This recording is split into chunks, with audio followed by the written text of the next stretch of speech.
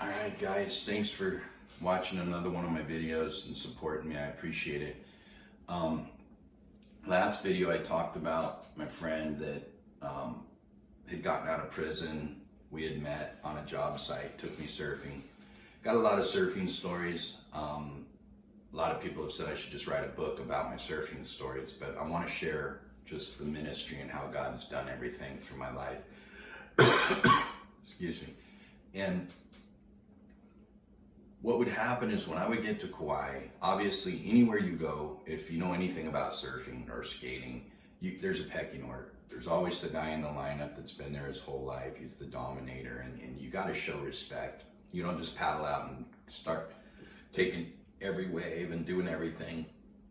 Even the pros, these guys will shut them down in the water if they come at it that way. So you got to show respect to the locals.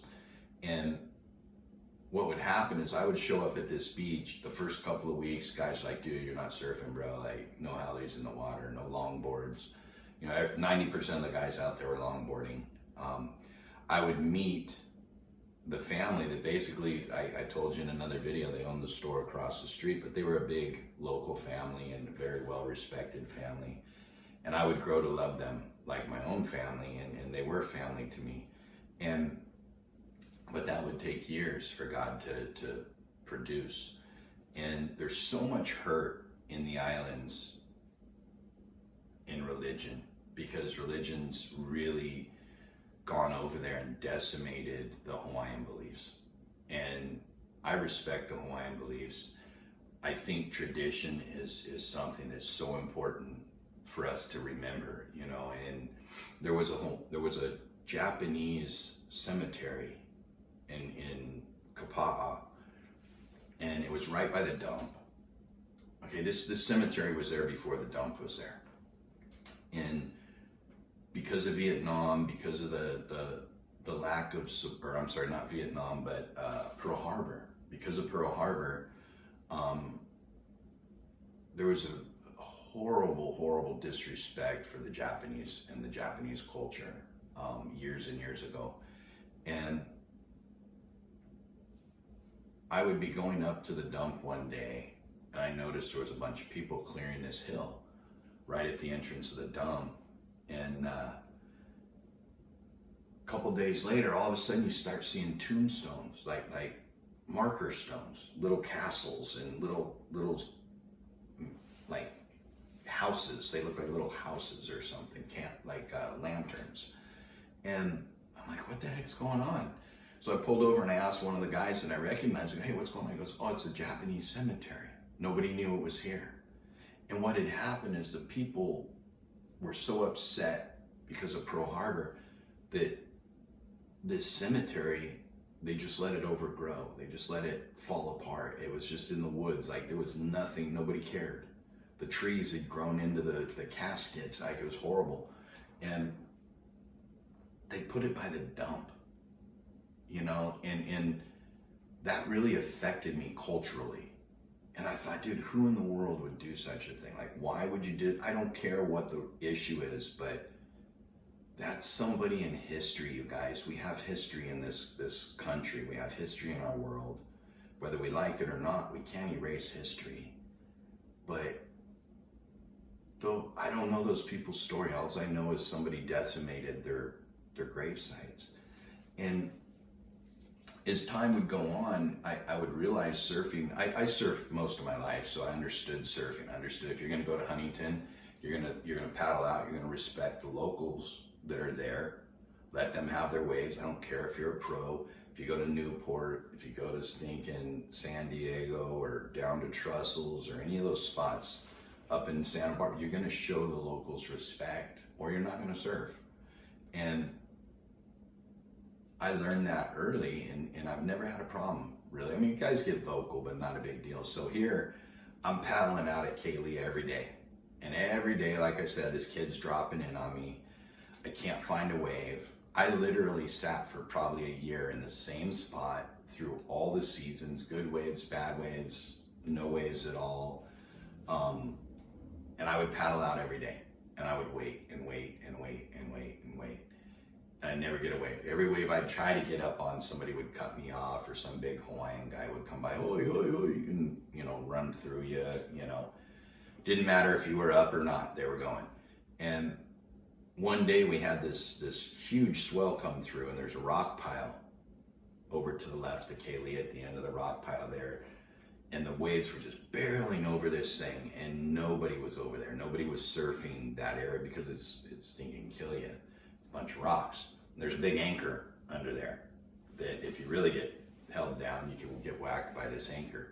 And because it was an old ship dock from the Sugar King days. And so what would happen is I'd be out there, and I mean, the waves were huge, and I paddled, and I was right at the edge of the rock pile. So the barrels were coming in, nobody was surfing those, but right at the end, after it hit the rocks, it would just continue on and head down the beach. So I thought, you know what, if nothing else, I'm gonna get a wave.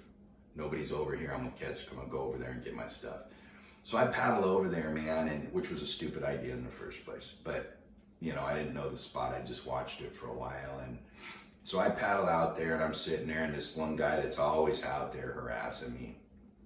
And big local dude, big dude. And I think he was like a special forces guy or some kind of SWAT cop or something like that over there. And we're sitting there, and he's like, "Oh, Howdy, how you doing today?" I'm like, "I'm fine, man." He goes, "You gonna surf today?" And I'm like, "Yeah, I'm trying, bro. Like, been trying to surf for a year out here with you guys." I go, "I'm hoping I can get something." So he kind of laughs. He goes, "Yeah, we'll see, we'll see." And just kind of laughed because he knew exactly what I was saying. And so I'm sitting out there, and all of a sudden this set comes, boom, just out of nowhere, probably 20-foot face on it, you know, and this thing just peaked, boom, it's just throwing.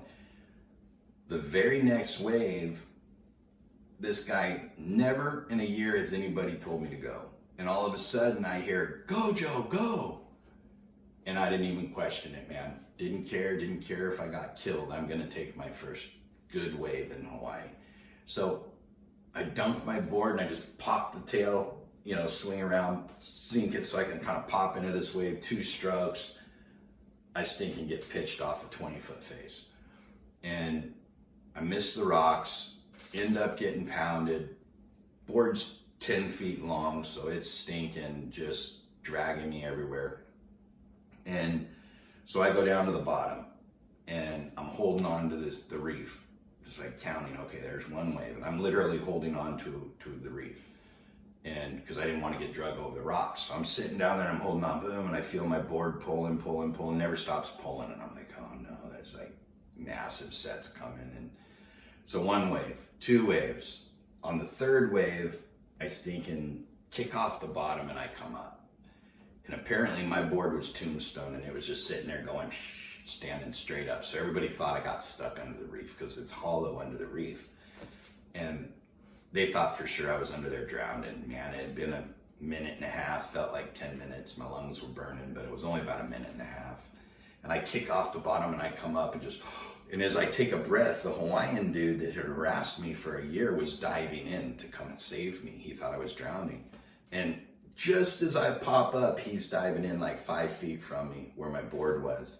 And he dives in and pops up laughing. He goes, "Hallie, what are you doing?" He goes, "I said no." And I started laughing. I said, "No, Joe, go." "I don't know, bro, but you said something to me, so I took off."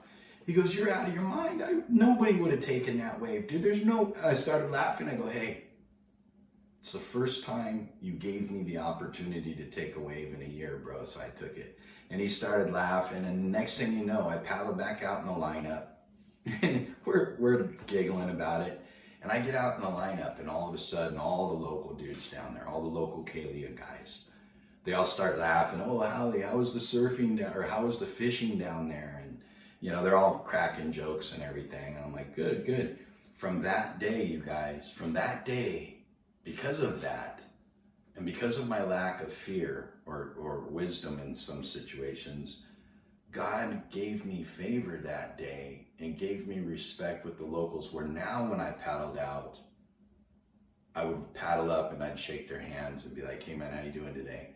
And they go, "Good, Joe, how you doing today?" And we'd start talking. And then all of a sudden, even on the good days, they'd take some waves and then I'd get a wave.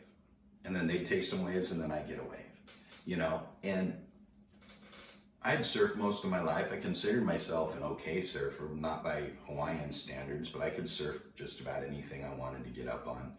And I look at that and I think, you know, there's a respect and a culture. And if we're traveling around and we're going to places, you have to respect the culture, you guys. And if you don't, you will never get the respect of the locals that you're trying to speak to, that you're trying to talk to.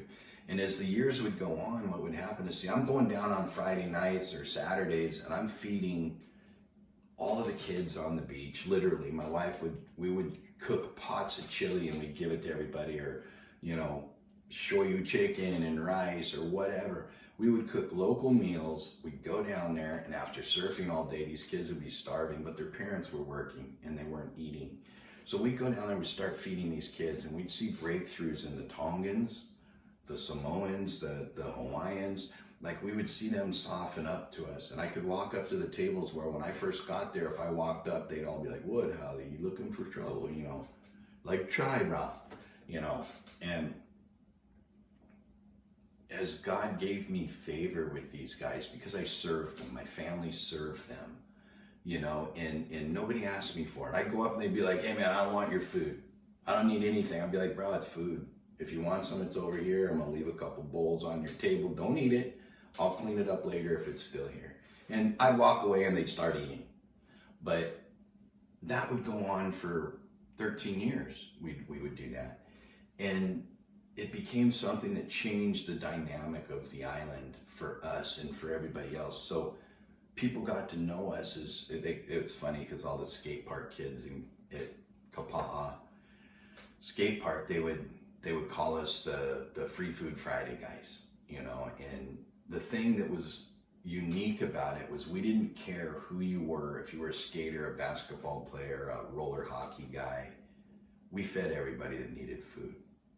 And we didn't preach at these kids, but we were an example. And as the years would go on, the thing that God would do there is amazing.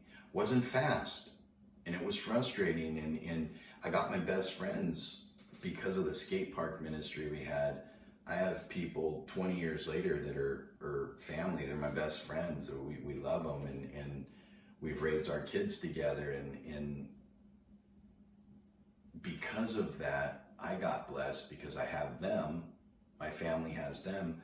But I also got blessed because they became part of our ministry, and they were my sidekicks that I needed to really encourage people and help. So in the next video, I'm gonna hit on the way that God used us and what we were called to do to unite other people on the island that had been fighting for years, that had seen differences in the churches together. One of the guys, there was a Japanese guy, phenomenal, didn't speak very good English, but he was a phenomenal water photographer.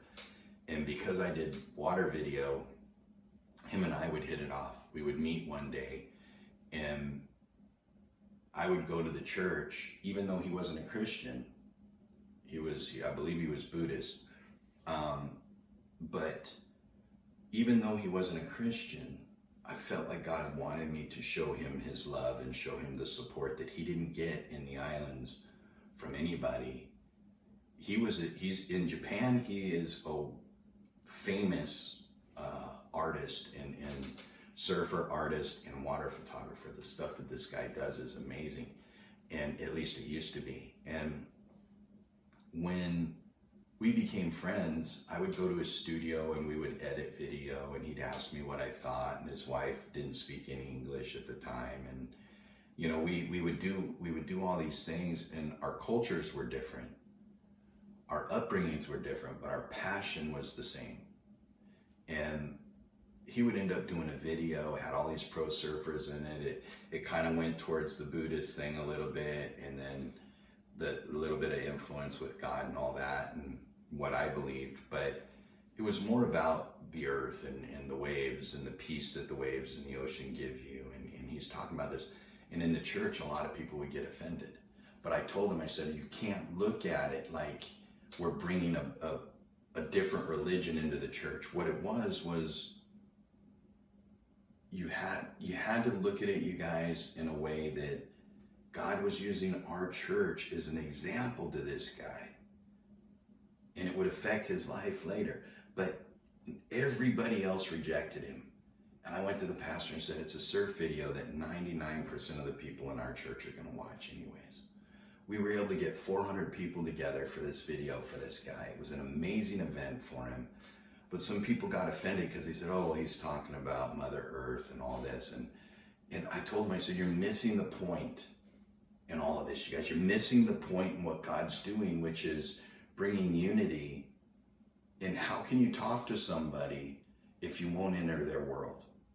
How can you tell somebody how great God is if all you're doing is telling them everything they do is wrong? Don't drink, don't smoke, don't cuss, don't sleep around, don't have abortions, don't believe in this, don't believe in that. You know, when they look at that and they go, man, you know, Christians are so judgmental. And I don't think that's what God's saying that he wants us to do. I think what he's saying is go at it gently, be an example, be a Christian, be God-like, be Christ-like. And people will see that, and the Holy Spirit will shine through that. And once that happens, then you have the opportunity to, in love, show people the truth. But if you go at it and tell people they're wrong, nobody, like, even me, you come up to me and go, Joe, you're wrong. I'm gonna fluff my feathers and get kind of upset. So, you know, this next little segment, I'm going to hit on that because it happens a lot in my ministry where people get upset with me, and churches will come to me and go, hey man, we want to be your church. They wanted my ministry because we were doing so much stuff.